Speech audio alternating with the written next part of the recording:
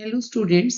आज हम classification of bank के सेकंड पार्ट जो है उसमें डिस्कस करेंगे scheduled banks and development banks को। सबसे बात करते हैं हम स्ट्रक्चर कि रिजर्व बैंक ऑफ इंडिया जो है वो अपेक्स बैंकिंग इंस्टीट्यूशन है जो रेगुलेट करता है सभी बैंक्स को हमने दो पार्ट्स में डिवाइड किया है। One is scheduled bank, another is development bank. Scheduled bank को आगे चार पार्ट्स में हमने डिवाइड किया है: commercial bank, cooperative bank, small finance bank and payment bank. यदि कमर्शियल बैंक की बात करें, जिसे हमने पिछली वीडियो में क्लियर कर लिया था, उसमें आते हैं public sector bank, private sector bank, regional rural bank and foreign bank. ये स्टडी करने के बाद इस वीडियो में आज हम cooperative bank, small finance bank, payment bank और डेवलपमेंट बैंक जो हैं उनको डिटेल में स्टडी करेंगे। तो सबसे पहले हम बात करते हैं कोऑपरेटिव बैंक्स की। Cooperative bank cooperative society act 1912 के अंडर रजिस्टर होते हैं और ये बैंकिंग रेगुलेशन एक्ट के द्वारा गवर्न किए जाते हैं। आरबीआई जो कि अपेक्स बॉडी है वो कोऑपरेटिव बैंक्स को रेगुलेट करने का काम करती है, साथ ही साथ उसकी एक्टिविटीज को भी मॉनिटर करती है। ये बैंक जो है no profit no loss principle पर आधारित होते हैं, इसलिए इनका मुख्य उद्देश्य अपने मेंबर जो हैं उनकी म्यूचुअल हेल्प करना होता है। ये बैंक मेंबर्स के द्वारा ओन किए जाते हैं और यहाँ पर जो बोर्ड ऑफ डायरेक्टर का चुनाव होता है वो डेमोक्रेटिकली मेंबर्स में से ही इलेक्ट किए जाते हैं, जो कि ऑर्गेनाइजेशन को कंट्रोल करने के लिए रिस्पॉन्सिबल होते हैं। कोऑपरेटिव बैंक लोन प्रोवाइड करता है एग्रीकल्चर बेस्ड एक्टिविटी, जैसे कि फार्मिंग हो गया, लाइव स्टॉक हो गया, हैचरीज हो गई। और जो ये लोन प्रोवाइड किया जाता है एग्रीकल्चर बेस्ड एक्टिविटी के लिए, उनके ऊपर ये लो रेट जो है उसका इंटरेस्ट का रहता है, चार्ज करता है। कोऑपरेटिव बैंक्स दो तरह के हैं। अर्बन कोऑपरेटिव बैंक, जैसे नाम से पता है, ये लोकेट होते हैं अर्बन और सेमी अर्बन एरियाज में। जनरली ये बैंक जो हैं उधार देते हैं स्मॉलर बोरोवर्स को और बिजनेसेस को, जो कि किसी एक कम्युनिटी के अराउंड सेंटर्ड होते हैं, लोकेलिटी में एस्टैब्लिश होते हैं। यदि 2000 मार्च के एंड की बात करें तो 1539 अर्बन कोऑपरेटिव बैंक जो हैं वो ऑपरेट कर रहे थे। रूरल कोऑपरेटिव बैंक जो हैं वो आगे तीन कैटेगरी में हम डिवाइड करते हैं: state cooperative bank, primary cooperative bank and area cooperative bank. In rural cooperative bank जो है इनका उद्देश्य है रूरल पॉपुलेशन को क्रेडिट फैसिलिटी देना लो रेट ऑफ इंटरेस्ट पे। यदि 2020 के एंड की बात करें तो 97,006 रूरल कोऑपरेटिव बैंक भारत में स्थापित हो चुके हैं। कोऑपरेटिव बैंक्स के एडवांटेजेस की बात करें तो कोऑपरेटिव बैंक अपने क्लाइंट्स को लो रेट ऑफ इंटरेस्ट पर लोन प्रोवाइड करता है, खासकर रूरल पीपल को। साथ ही साथ network of cooperative bank is very large, therefore these banks are able to maintain good customer relationship with their clients. साथ ही कोऑपरेटिव बैंक जो हैं वो डिपॉजिट पर ज्यादा इंटरेस्ट प्रदान करते हैं अपने क्लाइंट्स को, और लोन जो दिया जाता है क्लाइंट्स को उस पे लो रेट ऑफ इंटरेस्ट जो है वो चार्ज किया जाता है इन कोऑपरेटिव बैंक्स के द्वारा। साथ ही साथ ये एग्रीकल्चर में लगे हुए लोगों को सीड्स और फर्टिलाइजर परचेज करने के लिए असिस्ट करता है, उनको हेल्प करता है, ताकि किसान जो हैं इजिली सीड्स को परचेज कर पाए और अपनी जमीन के लिए फर्टिलाइजर का खरीद जो है वो आसानी से करने में वो सक्षम हो जाएं। साथ ही ये बैंक जो हैं इनका प्रॉफिट कमाना उद्देश्य नहीं होता, बल्कि ये अपने सदस्यों की म्यूचुअल हेल्प के लिए स्पेशल तौर पर बनाए गए बैंक्स होते हैं। जहां पर इसके लाभ हैं वहीं पर कुछ हानियां हैं। तो अब हम डिस्कस करेंगे कि किस तरह के डिसएडवांटेज रहते हैं। अभी हमने बात की थी कि कोऑपरेटिव बैंक जो हैं उनमें उनके मेंबर के द्वारा ही कैपिटल प्रोवाइड की जाती है। तो ऐसे में कोऑपरेटिव बैंक्स के पास लिमिटेड फंड होते हैं, कुछ ही इन्वेस्टर जो हैं इन बैंक्स में अपना पैसा लगाते हैं। साथ ही साथ बैंक जो है they are facing the risk of losing the customers because various new types of banks have emerged in the country, जो कि स्पेशलाइज्ड सर्विसेज अपने क्लाइंट्स को देते हैं, जो कि कोऑपरेटिव बैंक देने में सक्षम नहीं होता। साथ ही नॉन परफॉर्मिंग एसेट जो हैं इन बैंक्स की बहुत ज्यादा बढ़ रही हैं, जिसकी वजह से वो ज़्यादा से ज़्यादा लोगों को क्रेडिट फैसिलिटी देने में सक्षम नहीं है। ये थे हमारे डिसएडवांटेज। अब हम बात करते हैं थर्ड बैंक की। शेड्यूल्ड बैंक में जो आता है वो है small finance bank. Small finance bank का जो मुख्य उद्देश्य होता है to strengthen financial inclusion by extending basic banking services like deposit and credit supply across the country.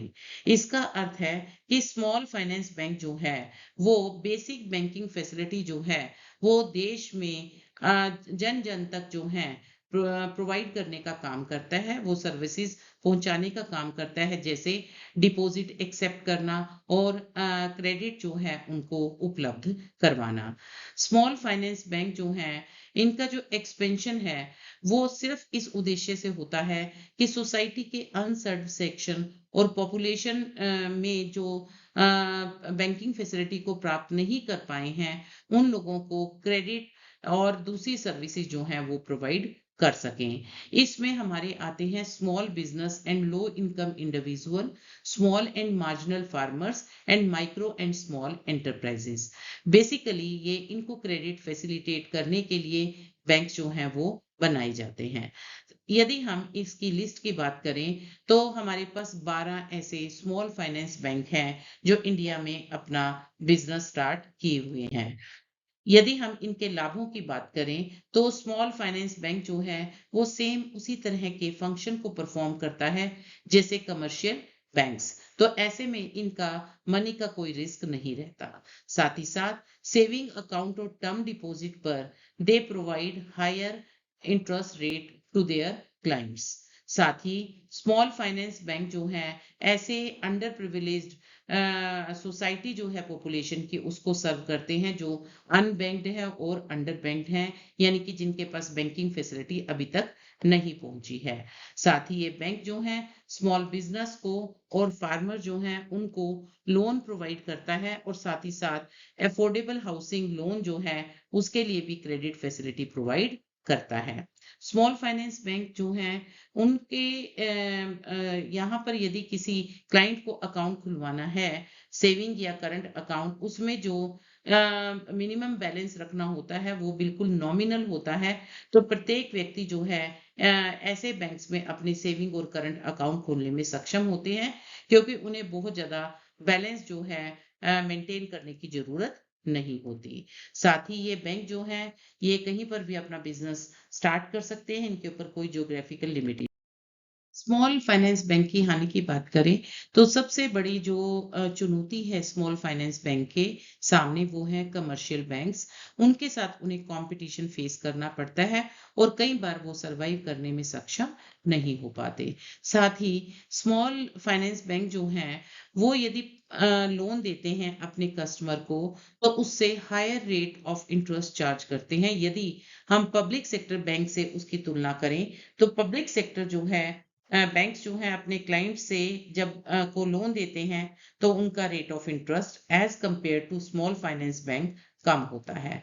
साथ ही कस्टमर का जो इंटरेस्ट होता है या कस्टमर का हम कहेंगे विश्वास या ट्रस्ट जो होता है वो इन बैंक में नहीं होता और ज्यादातर लोग अपने सेविंग अकाउंट यहाँ पर नहीं खोलते हैं। साथ ही ये बैंक जो हैं इनके branches as compare to other bank जो हैं कम होती हैं। इसका मतलब ये लार्ज पॉपुलेशन को सर्व करने में सक्षम नहीं हो पाते हैं। साथ ही स्मॉल फाइनेंस बैंक जो हैं वो एथोराइज नहीं होते बिग एंटरप्रेन्योर्स और कंपनीज को लोन प्रोवाइड करने के लिए। ये सिर्फ स्मॉल जो हमारे बिजनेस हैं या एग्रीकल्चर सेक्टर है उसी को ये लोन प्रोवाइड करता है, लेकिन जो बड़े पैमाने पर व्यवसाय करते हैं उन्हें लोन प्रोवाइड करने में ये सक्षम नहीं होते। साथ ही ये बैंक जो है इनका स्टाफ कम होता है यदि हम प्राइवेट सेक्टर से इसकी तुलना करें और साथ ही साथ इतना एफिशिएंट भी नहीं होता जितना प्राइवेट सेक्टर का स्टाफ रहता है। अब हम लास्ट बैंक जो शेड्यूल्ड बैंक का है वो है पेमेंट बैंक, उसके बारे में बात करेंगे। पेमेंट बैंक जो है बैंकिंग सिस्टम जो है इंडिया में उसमें रिसेंटली इंट्रोड्यूस हुए हैं और ये बैंक नॉर्मल बैंक की तरह ही होते हैं, लेकिन इन्हें कुछ ही बैंकिंग सर्विसेज परफॉर्म करनी होती हैं। पेमेंट बैंक जो हैं उन्हें शेड्यूल्ड बैंक की कैटेगरी में ही रखा गया है, बस इन्हें अपने बैंक का जो नाम होगा उसके साथ पेमेंट बैंक वर्ड यूज करना जरूरी है। ऐसे बैंक जो हैं उनका मुख्य उद्देश्य होता है to extend the financial services to small business, migrant labour force और लो इनकम हाउस होल्ड। और ये जो हमारे बैंक्स हैं, ये रिमोट एरिया जो हैं उनको भी एरिया में रहने वाले लोगों को भी सर्विसेज प्रोवाइड करते हैं, स्पेशली वो जो अनऑर्गेनाइज्ड सेक्टर है इंडिया का। 6 पेमेंट बैंक्स हैं जो कि है हमारे पास: India Post Payment Bank Limited, Fino Payment Bank Limited, Paytm Payment Bank Limited, Airtel Payment Bank Limited, Jio Payment Bank Limited, NSDL Payment Bank Limited. Advantages की यदि बात करें तो सबसे पहला जो इसका लाभ है वो ये है कि ये banks help in wide spread financial inclusion and expansion of rural banking through out the nation. Rural banking को एक्सपैंड करना, उन लोगों तक पहुंचना, ये पेमेंट बैंक का उद्देश्य होता है। और इस तरह से पेमेंट बैंक जो है ज्यादा से ज्यादा जो रूरल एरिया में पॉपुलेशन है उनको सर्व करते हैं। साथ ही टेक्नोलॉजी जो यूज की जाती है पेमेंट बैंक्स की वो बड़ी एडवांस रहती है। साथ ही पेमेंट बैंक जो है उन लोगों के लिए भी लाभदायक है, या कहिए कि वो लोग भी इससे सर्विसेज ले सकते हैं जिनका इस बैंक में अकाउंट नहीं होता, यानी कि बैंक अकाउंट रखने की उन्हें जरूरत नहीं होती। पेमेंट बैंक जो है हाई वॉल्यूम को लो वॉल्यूम ट्रांजैक्शन को इफेक्टिवली हैंडल करते हैं। साथ ही साथ ये यूटिलिटी सर्विसेज जैसे कि इलेक्ट्रिसिटी बिल की पेमेंट करना, कोई टिकट है, एयर टिकट है या रेलवे टिकट है उसकी बुकिंग करना, मोबाइल फोन को रिचार्ज करना, इसके लिए भी फैसिलिटी प्रोवाइड करते हैं। पेमेंट बैंक की कुछ डिसएडवांटेजेस हैं। सबसे पहले तो ज्यादातर लोगों को पेमेंट बैंक की नॉलेज ही नहीं है। दूसरा, यदि उन्हें नॉलेज भी है उसके बाद उन्हें इस बारे में पता नहीं है how to avail services from payment bank. Second हमारे पास है इसका जो डिसएडवांटेज है वो ये है कि इसके इंफ्रास्ट्रक्चर और ऑपरेशनल रिसोर्सेज की कमी पाई जाती है। यदि पेमेंट बैंक से आप कोई सर्विसेज अवेल करना चाहते हैं तो आपको टेक्नोलॉजिकल नॉलेज होना जरूरी है। और ज्यादातर लोग जो हैं उनके पास टेक्नोलॉजी की कमी रहती है, जिसकी वजह से वो पेमेंट बैंक जो है उनसे सर्विसेज प्राप्त नहीं कर सकते। साथ ही पेमेंट बैंक सर्विसेज को लेने के लिए मोबाइल डिवाइस और इंटरनेट कनेक्शन का रिक्वायरमेंट रहती है। और जो इलिटरेट पीपल हैं वो लोग इस तरह की फैसिलिटी को अवेल करने में चूक जाते हैं, सक्षम नहीं हो पाते हैं, क्योंकि उनके पास मोबाइल डिवाइस या इंटरकनेक्शन की कमी पाई जाती है और साथ में उन्हें टेक्नोलॉजी की भी जानकारी नहीं होती है। अब हम बात करते हैं स्मॉल फाइनेंस बैंक और पेमेंट बैंक के अंतर की, कि इन दोनों में क्या अंतर है।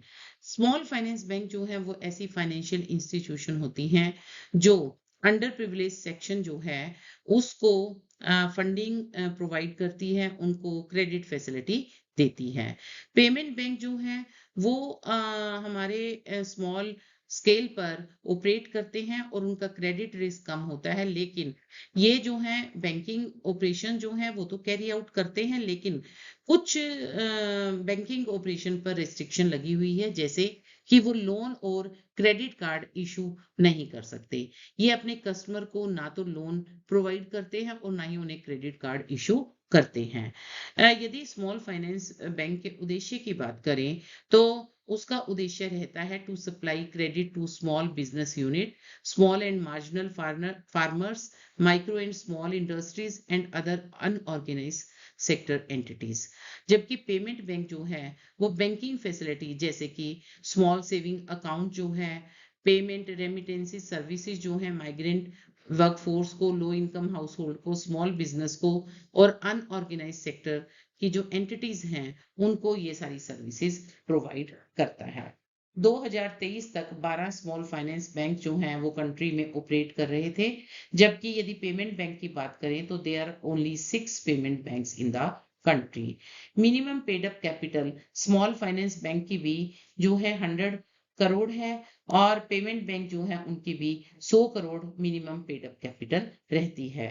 Credit card facility small finance bank के द्वारा दिए जाती है, जबकि payment bank credit card facility जो है उसको प्रोवाइड नहीं करता है। वो पेमेंट बैंक जो है उसके ऊपर इसकी रिस्ट्रिक्शन लगी हुई है।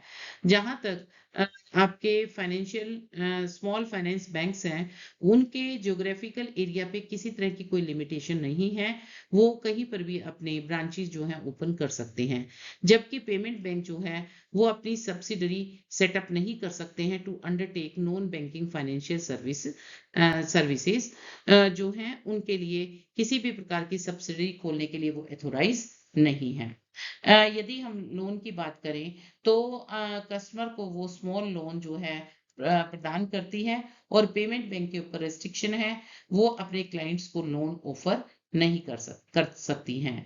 यदि हम टर्म डिपॉजिट की बात करें तो स्मॉल फाइनेंस बैंक जो है वो टर्म डिपॉजिट जैसे कि फिक्स्ड डिपॉजिट है और रिकरिंग डिपॉजिट है उनको एक्सेप्ट करता है, जबकि पेमेंट बैंक जो है वो टर्म डिपॉजिट जो है जैसे एफडी और आरडी उसमें वो सर्विसेज वो अपने कस्टमर को नहीं देता है। वो सिर्फ सेविंग अकाउंट जो है उनकी सर्विसेज अपने कस्टमर को प्रदान करता है। ये था हमारा अंतर स्मॉल फाइनेंस बैंक और पेमेंट बैंक का। अब हम बात करते हैं सेकंड बैंक की, वो है डेवलपमेंट बैंक। जो डेवलपमेंट बैंक है उसका मेन उद्देश्य या मेन कार्य जो है वो है मीडियम टर्म और लॉन्ग टर्म फाइनेंस इंडस्ट्री और एग्रीकल्चर सेक्टर को प्रदान करना होता है। ये प्राइवेट और पब्लिक सेक्टर दोनों को लोन देते हैं। साथ ही साथ ये बैंक जो है स्टेबल इंटरेस्ट रेट पर जो है लोन प्रोवाइड करते हैं, जिससे कि लॉन्ग टर्म इन्वेस्टमेंट प्रमोट होती है, और साथ ही साथ बहुत सारे सोशल बेनिफिट जो है वो सोसाइटी को मिलते हैं। डेवलपमेंट बैंक की बात करें तो 6 डेवलपमेंट बैंक जो हैं वो इंडिया में ऑपरेट हो रहे हैं, जिन्हें हम अब डिस्कस करेंगे। फर्स्ट बैंक इज सिडबी, जिसे बोलते हैं small industries development bank of India.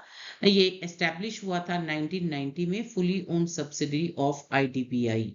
IDBI के सब्सिडरी के रूप में इसको 1990 में एस्टैब्लिश किया गया था, और इसका हेड ऑफिस लखनऊ में है, जबकि पूरे कंट्री में अलग अलग जगह पर इसके ऑफिसेज खोले गए हैं। इसका उद्देश्य जो है वो है कि जो आपके एमएसएमई हैं, micro small and medium enterprise sector है, और उनकी ग्रोथ, उनकी प्रमोशन, उनको फाइनेंस देना जो है वो कार्य जो है सिडबी के रहते हैं। साथ ही साथ इसी तरह के कार्य में इन्वॉल्व होने वाली ऑर्गेनाइजेशन के कार्यों को कोऑर्डिनेट करने का काम भी ये करता है। दूसरा बैंक है Exim bank, export import bank of India. नाम से ही पता चल रहा है कि ये आपके एक्सपोर्ट और इंपोर्ट के लिए बनाया गया बैंक है, यानी कि इंटरनेशनल ट्रेड के लिए को फैसिलिटेट करने के लिए ये बैंक जो है अपनी सर्विसेज देता है। ये एक ऐसा फाइनेंशियल ऑर्गेनाइजेशन है जो 1 जनवरी 1982 को export import bank of India act के तहत बनाया गया था। ये फाइनेंशियल इंस्टीट्यूशन पब्लिक सेक्टर का है, और एक्सिम बैंक का प्राइमरी गोल जो है वो है टू फाइनेंस इंडियन एक्सपोर्ट, जिससे कि फॉरेन करेंसी देश में आती है। यदि इंटरनेशनल ट्रेड की बात करें तो ये टर्म लोन इंटरनेशनल ट्रेड को प्रमोट करने के लिए देता है, और साथ ही साथ ये एस्टेब्लिश किया गया था इस उद्देश्य से कि वह फॉरेन ट्रेड जो है उसको प्रमोट करे, उसकी फंडिंग करे और उसे फैसिलिटेट करे। डेवलपमेंट के तीसरे बैंक नाबार्ड की बात करते हैं। National bank for agriculture and rural development, जो 12 जुलाई 1982 को एस्टेब्लिश किया गया था पार्लियामेंट के स्पेशल एक्ट के अकॉर्डिंगली। इसका मुख्य उद्देश्य रूरल इंडिया को इम्प्रूव करना है। वहां पर ये एग्रीकल्चर और नॉन एग्रीकल्चर सेक्टर जो है उनको क्रेडिट फैसिलिटी देता है। इसका हेड ऑफिस मुंबई में है, और इसे अपेक्स डेवलपमेंट बैंक कहा जाता है, और ये देता है रूरल बिजनेस को फाइनेंशियल सपोर्ट। रूरल बिजनेस जैसे cottage industry, small and village business और अदर रूरल एस्टेब्लिशमेंट है, उनको ये फाइनेंशियल सपोर्ट प्रोवाइड करता है। नेशनल हाउसिंग बैंक जो है ये एस्टेब्लिश हुआ था 87 में। ये स्टेट ओन्ड और रेगुलेटरी बॉडी है। ये स्टार्ट हुआ था जुलाई 8 1988 को। इसका मुख्य कार्यालय न्यू दिल्ली में है, और ये जो है जो सोशल हाउसिंग रिलेटेड एक्टिविटीज हैं उसको फंडिंग प्रोवाइड करता है और साथ में उसमें रिसर्च में भी कंट्रीब्यूट करता है। साथ ही साथ जो हाउसिंग फाइनेंसिंग इंडस्ट्री है उसकी इंक्लूसिव ग्रोथ और उसको सपोर्ट देने का कार्य जो है वो एनएचबी का रहता है। ये इसका कर्तव्य है या इसकी ड्यूटी है कि वह हाउसिंग फाइनेंसिंग इंडस्ट्री जो है उसकी ग्रोथ के लिए आवश्यक कदम उठाए। साथ ही है IFCI, industrial finance corporation of India. ये हमारी स्पेशलाइज्ड फाइनेंशियल ऑर्गेनाइजेशन है जो लॉन्ग टर्म फाइनेंस बहुत बड़े व्यवसायों को प्रदान करता है। 1 जुलाई 1948 को इंडस्ट्रियल फाइनेंस कॉरपोरेशन एक्ट के तहत इसको एस्टैब्लिश किया गया था। ये फाइनेंशियल सपोर्ट तो देता ही है लार्ज और मीडियम स्केल एंटरप्राइजेस को, साथ ही साथ बहुत सारी जो दूसरी सर्विसेज हैं वो भी इसके द्वारा प्रोवाइड की जाती है, जैसे मार्केट इनिशिएटिव लेना, जो कि उसी तरह के बिजनेस ऑर्गेनाइजेशन में लगे हुए हैं। इसी के बाद आता है हमारा लास्ट डेवलपमेंट बैंक, वो है IDBI, industrial development bank of India. IDBI जो है वो डेवलपमेंट इंस्टीट्यूशन जो है उसके रूप में एस्टैब्लिश किया गया था विद द आईडीबी एक्ट 1964। इसका हेड ऑफिस मुंबई में है और इसका मुख्य उद्देश्य जो है to fulfil the increasing demand of finance in the country and also for making the coordination in operation of institution who are engaged in providing finance to the industries। इसका मतलब है कि ये जो है फाइनेंस की कंट्री में जो डिमांड है उस डिमांड को पूरा करने के लिए ये बैंक जो है वो खोला गया है। साथ ही साथ ये जो इंस्टीट्यूशन है उनकी ऑपरेशन में कोऑर्डिनेट करने का कार्य भी करता है और इन इंडस्ट्री को फाइनेंस भी जो इंडस्ट्रीज को फाइनेंस को प्रोवाइड करते हैं उनके बीच में कोऑर्डिनेट करने का कार्य जो है आईडीबीआई के द्वारा किया जाता है। ये थे हमारे डेवलपमेंट बैंक जो 6 प्रकार के थे जिन्हें हमने अभी डिस्कस किया है। इसके बाद देखते हैं हम डेवलपमेंट बैंक के एडवांटेजेस। सबसे पहले डेवलपमेंट बैंक जो है इंडस्ट्रियल ग्रोथ को सपोर्ट करता है और साथ ही साथ बैकवर्ड एरिया जो किसी कारण से ग्रो नहीं कर पाया है उसे डेवलप करने का कार्य डेवलपमेंट बैंक के द्वारा किया जाता है। साथ ही साथ क्योंकि ये लॉन्ग टर्म और मीडियम टर्म लोन प्रोवाइड करते हैं इंडस्ट्रीज को, जिससे कि जॉब अपॉर्चुनिटीज क्रिएट होती हैं और ज्यादा से ज्यादा लोगों को रोजगार के अवसर मिलते हैं। ये कार्य ये क्यों होता है? क्योंकि ये बैंक जो हैं इंडस्ट्रीज को लोन प्रोवाइड करते हैं, उनकी क्रेडिट नीड को कैटर करते हैं, जिससे क्या होता है कि जब उनको क्रेडिट मिल जाता है तो अपने बिजनेस को ग्रो करते हैं, जिससे कि जॉब अपॉर्चुनिटी बन जाती है। साथ ही डेवलपमेंट बैंक जो हैं टेक्नोलॉजिकल एडवांसमेंट और मॉडर्नाइजेशन को प्रमोट करते हैं। साथ ही ये रीजनल इम्बैलेंसेस यानी कि कोई जगह जो है वो डेवलप्ड हो जाती है, कुछ अंडर डेवलप्ड रहती है। तो ये जो इम्बैलेंस है, इनइक्वालिटी है, इसको रिमूव करने में भी ये बैंक अपना योगदान देते हैं। साथ ही साथ जो देश का कैपिटल मार्केट है उसकी डेवलपमेंट के लिए भी ये कार्य करता है। इसका मेन फोकस जो है वो कैपिटल मार्केट को भी स्ट्रेंथन करना होता है, क्योंकि लॉन्ग टर्म इन्वेस्टमेंट प्रोवाइड करता है इंडस्ट्रीज को, जिससे क्या है कैपिटल मार्केट जो है उसको बढ़ावा मिलता है, उसके अंदर जो है उसकी ग्रोथ पॉसिबल हो पाती है। साथ ही डेवलपमेंट बैंक जो है स्टेबल इंटरेस्ट रेट पर लोन प्रोवाइड करते हैं जो हमारी इंडस्ट्रीज हैं, और लॉन्ग टर्म इन्वेस्टमेंट इससे एनकरेज होती है, जिससे कि आपकी कैपिटल मार्केट स्ट्रेंथन होती है और बहुत सारे फायदे जो हैं वो देश को प्राप्त होते हैं। लाभों के साथ अब बात करते हैं इसके डिसएडवांटेज की। सबसे पहले तो दूसरे कमर्शियल बैंक की तरह ये जो है पब्लिक डिपॉजिट एक्सेप्ट नहीं करता, ये सिर्फ लोन प्रोवाइड करता है। दूसरा, ये मीडियम और लॉन्ग टर्म फाइनेंस ही देता है। यदि किसी को शॉर्ट टर्म फाइनेंस की जरूरत है तो डेवलपमेंट बैंक जो है are not able to provide short term loan to clients.